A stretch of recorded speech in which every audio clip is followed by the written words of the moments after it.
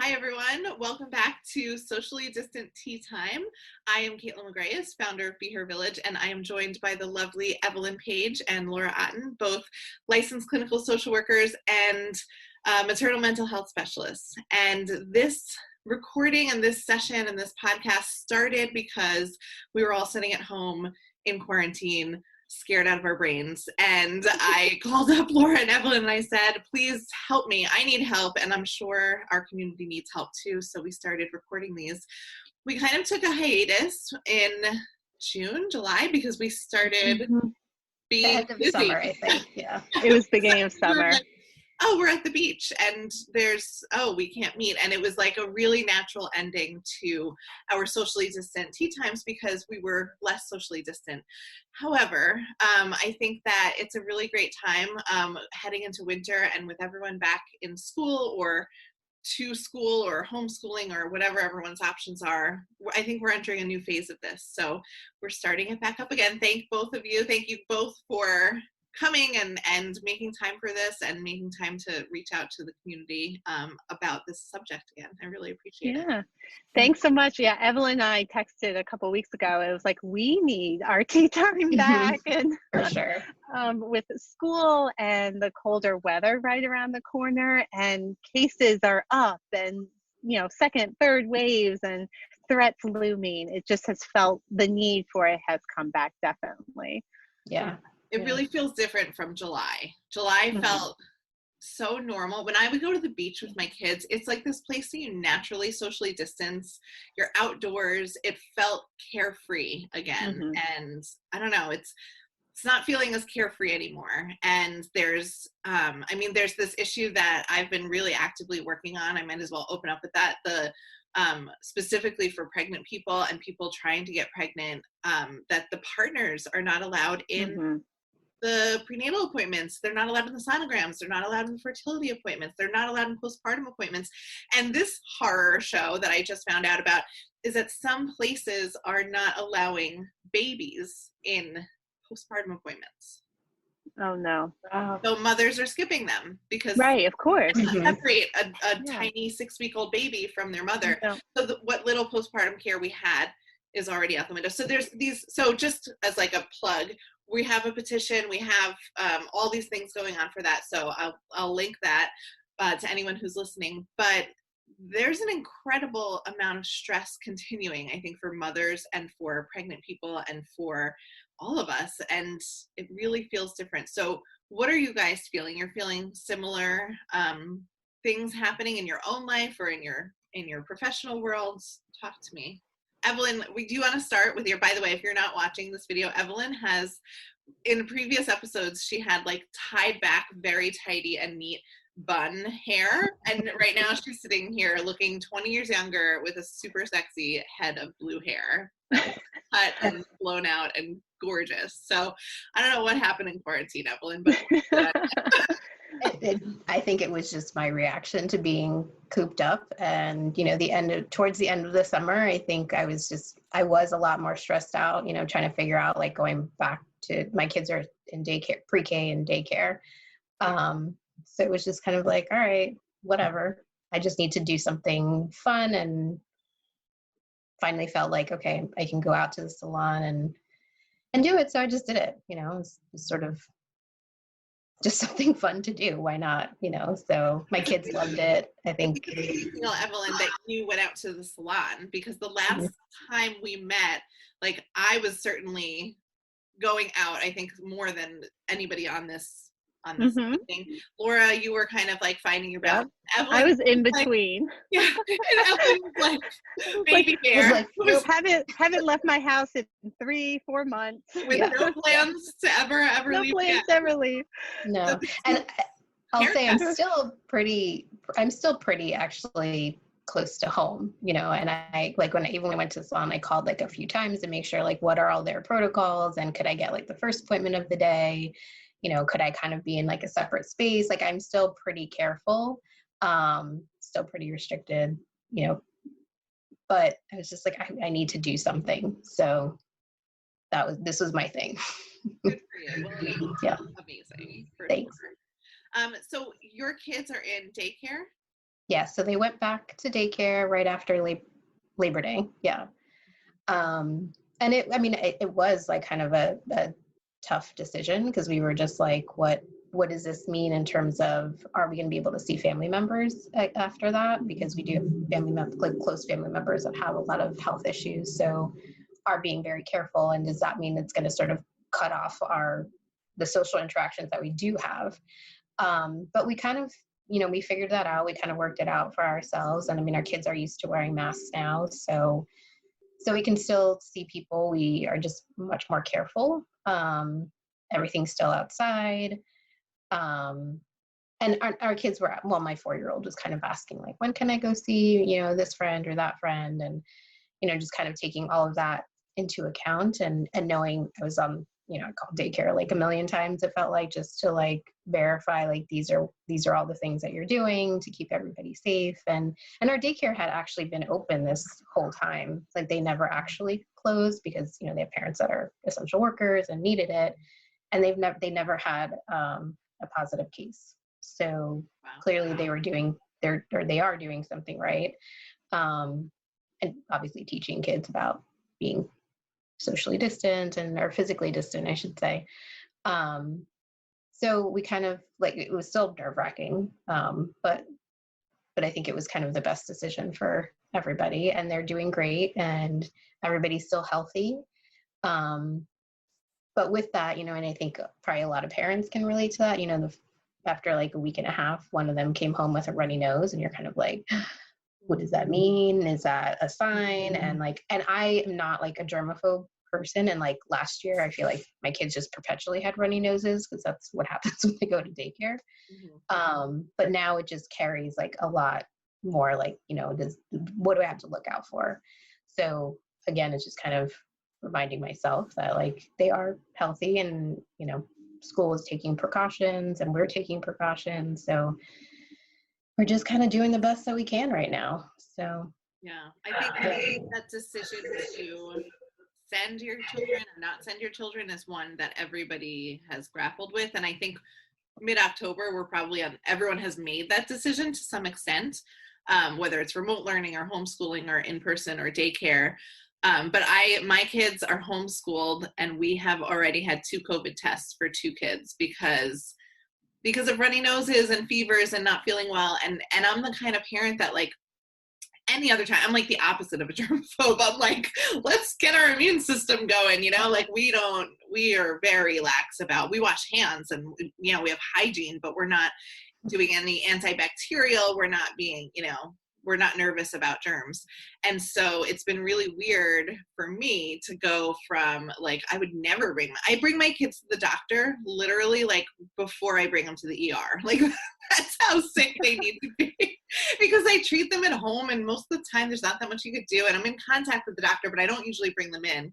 And to have to, for a runny nose, have to go into urgent care and have them do a test, it's so unfamiliar to me, and it's uncomfortable for me. But I also feel like I can't be a responsible citizen, and I can't be a responsible family member, and I can't just take the risk. And my husband's a New York City school teacher. I can't take the risk that our family would infect other people. I'm actually way less concerned about my family being infected. I'm so much more concerned about us somehow getting it without symptoms and spreading it. So it's an interesting pattern of, like, having to shift that behavior on my end. And I don't know if you all found this. So I saw this in my practice and with my friends too, of like, it was left to the mom to decide whether or not to send the children to daycare. And it was all like well-intentioned, of like, well, it's usually he, but my partner's supportive of whatever I decide. And it's like, but that's not the support you need. And it felt like that was her choice to make. And I heard a lot of themes back in August when that was being decided of, am I being selfish by sending my kids to daycare? Am I being selfish to send them to school? And if something were to happen, I wouldn't be able to live with the guilt. And, that was so tough to work through, of that narrative we have of, if I'm having someone else watch my children, I am being selfish and indulgent. I read a wonderful article recently about how this like myth that mothers now are just putting off childcare to other people like we've never done before. Like women used to stay home and raise the children. And that's just such a myth. It's like we actually are doing way more than any other parent generation has ever done with their kids. And Kaitlin, both of you are like nodding. Like we're doing way more, yet we have this narrative in our head that's telling us that we're doing less and we're not doing it as well as that mom, that other mom. And I've heard this so many times in my sessions. I'm like, can we all just like make a group together? Because you all are all saying the same thing. She's doing it better. You know, she's calm and patient. She spends more time with her kids. She's choosing not to send them. And I'm like, who's this mom you're talking about? Like, what unicorn? It's a myth. It's a social media it's a complete myth. construct. And I've actually, I chose to homeschool my children, and I, for many reasons, and probably not like it's not for infection. It's more just they need it. They need they need to not be in an environment where they're so restricted. And I don't know that they were thriving in the school that they were in to begin with. So it is what it is. And it's the choice we're making. But I think that there's this myth, because this is the second time I've pulled my children from school to homeschool them. And I feel like there's this myth of like this homeschooling, like goddess calm mother who like has little children all around her. So calm and unfazed and like getting it all done. And like I know a ton of homeschooling mothers and none of them are that. Like we're all the same. And there's this image too, like people think, I just recorded this this like presentation for a summit that I was asked like on conscious and confident parenting, and they were like, what's one thing that you would like tell people? I'm like, we're literally all struggling. That's what I was you see my hair? Like I washed it and brushed it because I knew I was recording this. Like everybody, there's this image of like that people are doing better than us and other people have it figured out. And the reality is like literally every single person is struggling in huge ways sometimes and in small ways sometimes, but there's not one person that has it together and walks around going, I've completely got this down. I've totally nailed this mothering thing. And I love what you said, Laura, because this idea of being like less supported than our previous generations. Like my parents, my father talks about like, and not that his parents are like the model like parents, but like he would go at like age 7, like miles away from his house. Like they were just, and even as a kid, they were just sent out 4 or 5 years old. Off you go. We had boundaries like on our block. And even my kids, we've set that up for them today. Like they have like 3 friends' houses and a park that's their boundary in the neighborhood. And all the parents just text each other like, hey, they're coming home, or hey, they all landed here. But we used to have a village. We used to have parents everyone in the neighborhood was your parent. And there wasn't this pressure to entertain your child and watch them and be everything for your kid, because you had a community of people that did it. And that is really, I think, what's missing the most in this time of parenting, but then in particular with the pandemic, because we're getting cut off from what little community we might have built already. And it's really unfortunate. I also read, sorry, Laura, I also read an article about how women are leaving the workforce, because like you said, it's the women that make the onus is that they're making less money or they're in charge of childcare, and they have to flex. And often flexing right now looks like staying home to cover remote learning or homeschooling or daycare or whatever it is. But it's really, there's so much more pressure on women these days, I think, than everybody else, unfortunately. And it's interesting to me, the Be Her Village launched during this. And it's like, the Be Her Village has always needed to be there. And because we didn't have the village, and now we've taken away the tiny little circle that people had. And I hear that too. And the babies born during the pandemic, the early ones are now 6-7 months old.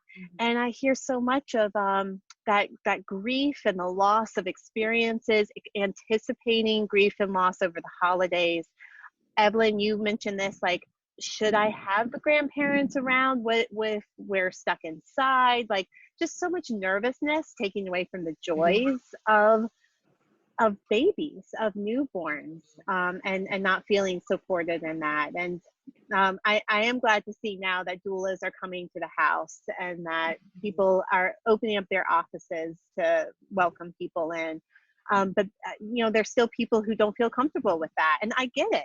Like, I get where people are still not at that comfort level. But that also means that they're alone during a time in your life when you don't need to be alone. And that's such a big message I send. So I want to say here is that the idea that you should be doing all of this on your own is just false, and it's unreasonable. And so it's not you that's failing, it's the community and the system that's failing you. And so I'm saying that to the mom that has the new baby and the toddler. I have a few of those where it's just like, you're stuck at home with a baby and a toddler all the time. Of course you feel like you're drowning, but that's not a reflection on you. That's a reflection of what the situation is. It's the situation that's hard.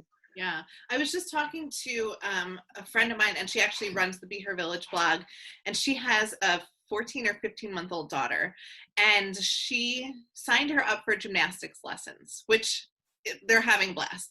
But I said to her, I never did that as a mom. I never signed my kids up. First of all, we were on a super tight budget.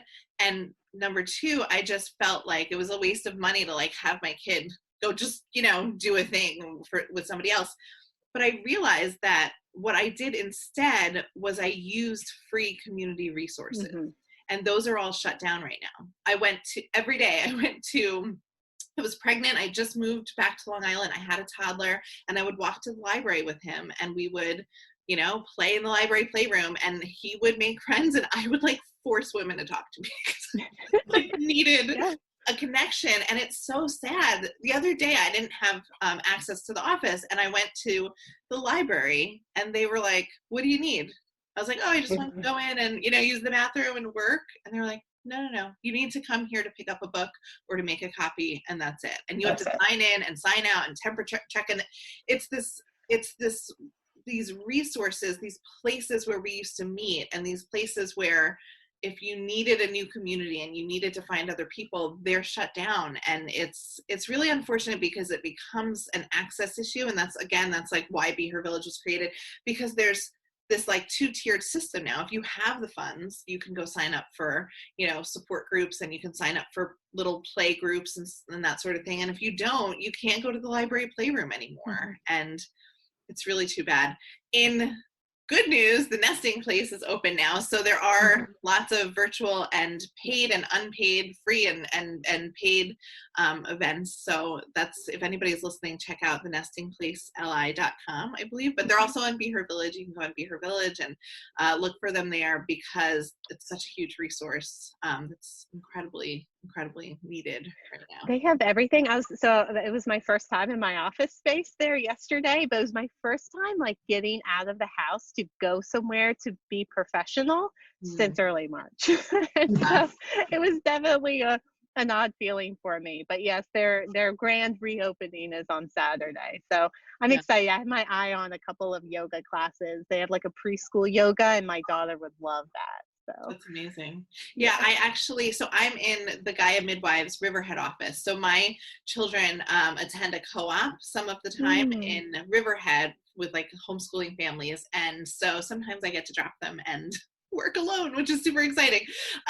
So I'm renting space from Gaia, and it's I told my husband, I'm this is so weird. It's I have a commute, and I don't have to work on the couch, and I have a space, and I'm getting so much done because I don't have children. And I realized, I think, and I'm curious to hear, I think you guys have a little bit more set appointments, but I found myself being really hard on myself during the pandemic and during that work from home phase, because I felt like I was scattered, probably due to the depression and the anxiety. My brain was just a little foggy.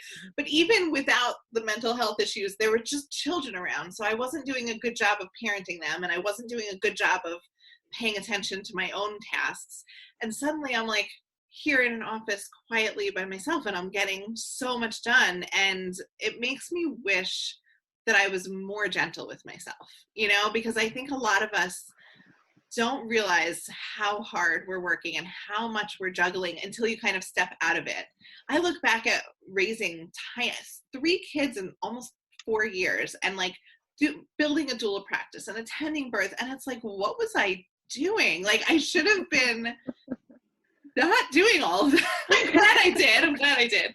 But you know what I mean? I think that there's this sense of like being so hard on ourselves, despite we would never do that to like somebody else that has all of the things on our plate and is juggling everything.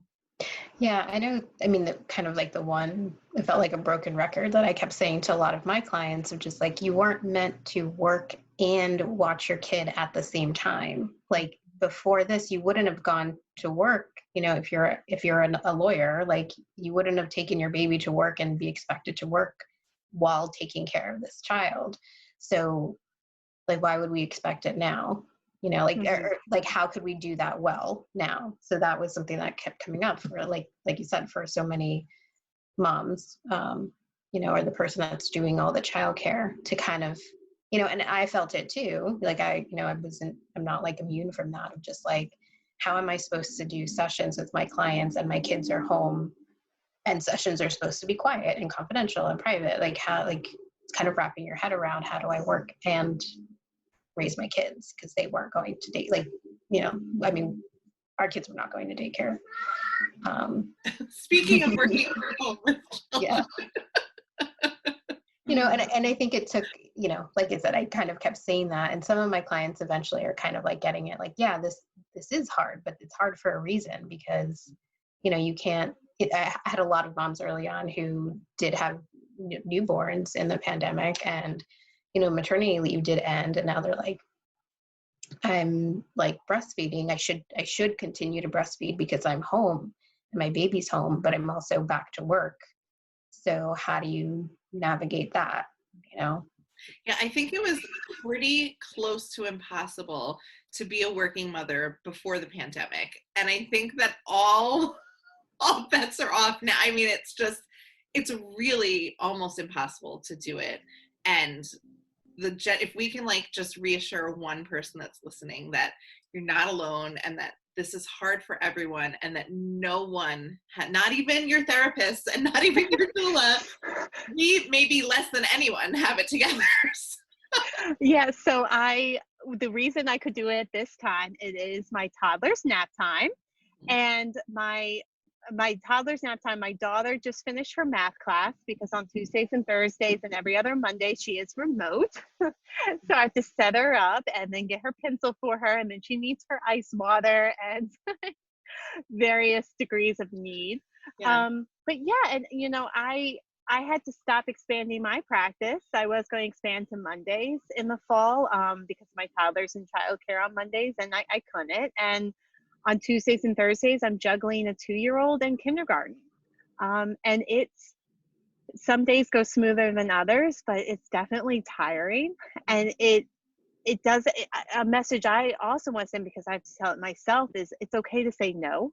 Mm-hmm. It's okay to say, I just did it recently. I'm working on building a workshop that I'm really excited about, and with someone else. And we were both like, can't do that in October. Like, just need to say we're excited, can't do it right now, and saying no. And I think that's going to be something really important over the holidays. Of it's okay to take things off of your plate and not do it all, because you'll end up, I was feeling depleted every day, exhausted, falling into bed, and it's like, wait a second, that's not how, that was fine for a month. It's not fine. Like, we're on month 7 of this.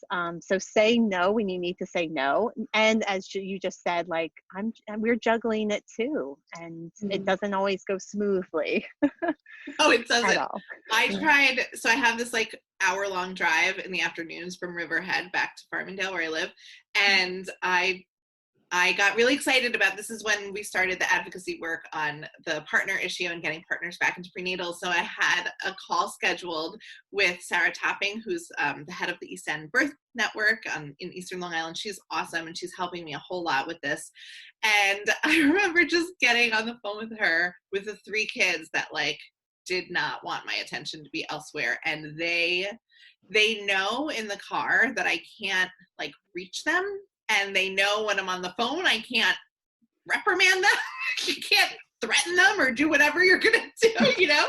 So it was great because it was another mom. She has 3 kids. She totally gets it. And I just was like, I just have to get off the phone. I'm so sorry. And I called her back. But it was something I think I might not have done. I might have like just tried to power through and, you know, and it was just like, I can't do this right now. And I have yet to schedule another call during that time because I've learned that time is not mine to do work. That's time that my kids want to debrief. It's the first time they've seen me all day, you know, after a few hours. And I don't know. It's just like a limit that I found I need to set. And it's made my life a lot easier.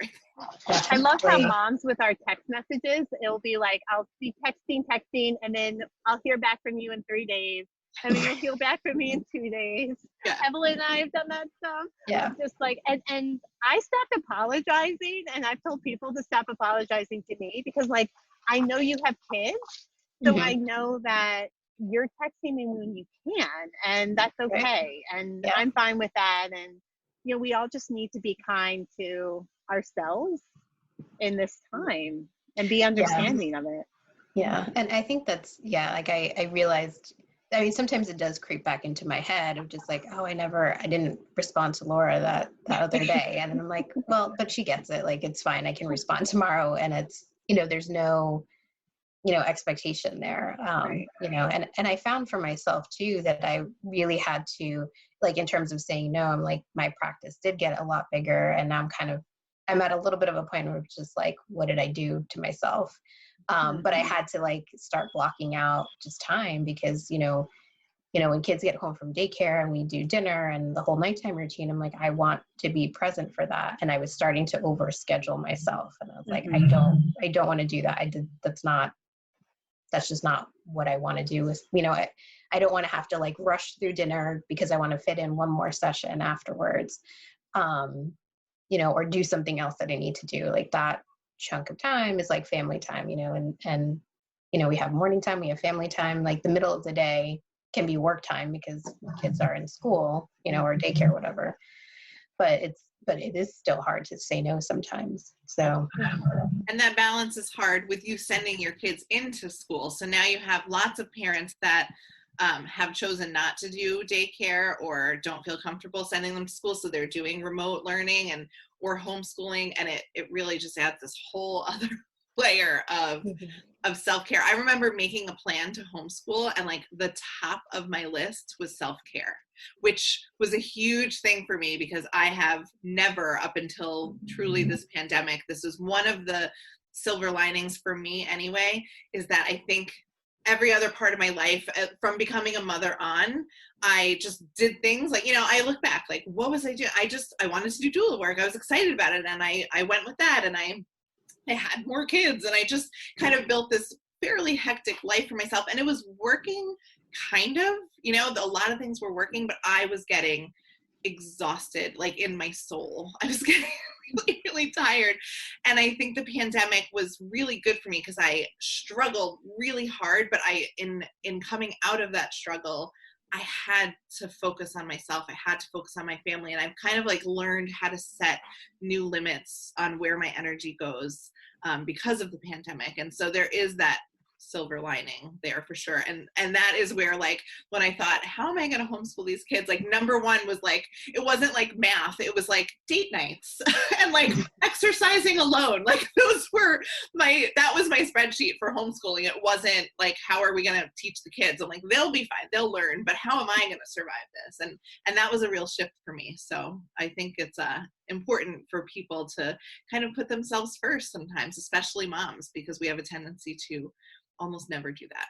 So not do that. And if you find yourself struggling to do that, sometimes we overschedule to avoid those quiet times with ourselves. And if we create enough chaos, it keeps us distracted from maybe some other things. So if you're listening to this and you feel like, oh, that might be me, that's when you know, a good time to reach out and get some support around that too. Because for some, it's like, if I overschedule and make my life chaos, then I don't have to face some things that are difficult to face too. Absolutely. It's like nail on the head, Laura. Awesome. All right. So I am going to wrap this up because I know we're out of time, and I'm just so grateful that we're starting this conversation again. And hopefully this will be something that we can get together on and discuss, hopefully every week, if not every other week, because certainly I think for me, we brought up so many great things here today, but a personal point that I would love to talk about next week is the holidays and how we plan holidays in the pandemic, because it's something I think I'm feeling like preemptively sad about. So I think we should discuss strategies for dealing with that and accepting that, and ways to make it special even in the pandemic. So thank you guys so much. Thank you. It's such a pleasure to see you and talk to you. See you next time.